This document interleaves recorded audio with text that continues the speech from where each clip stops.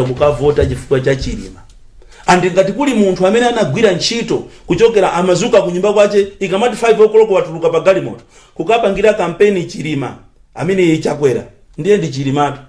Koma lero tikamaona MCB akunena kuti ati ma policies amene akuyenderawo ndi a Chilima ndi opanda ntchito apange yawo umangoimba mmanja kuti kuti ayankhula choncho akutuma ma activists kumanyoza. You know, Chilima cannot be 100%. Ine sunadana naye to bai.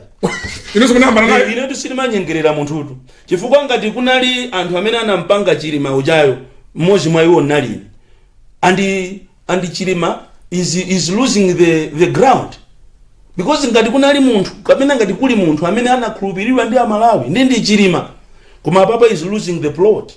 And ngati Chilima is not making any statement, any move from now kuzafika pa 20 January, he is finished.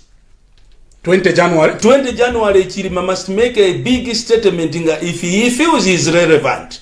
If he feels that he can govern this country, he can be the president of this country, must take an action now. If you are not taking an action now, you are finished. Chilima is finished. Chifukwa jani? Ndikuuze nikunena kuti. Yes.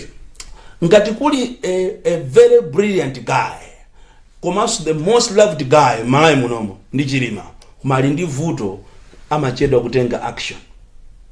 Chifukwa sanga nene panopa kuti ine ndizayimirira wa president ndiye ku 2025 azikauza anthu kuti because waja ntanda munthu woyamba wazaja wachiwiri wazaja wachitatu nokane wachifolo kane kuti sima sinapi chabwino. So Chilima ndi amene anapangisa kuti whether izizi ndi zili mu history, whether ine ni madana naye kasindana naye kaino madana naye sindiliso pano kuti kumuyikira kumbuyo ya because ine natuluka nditaona zimene iye amapanga winner whether one takes it or not, anthu anakavota chifukwa cha Chilima, and Chilima must not look stupid today.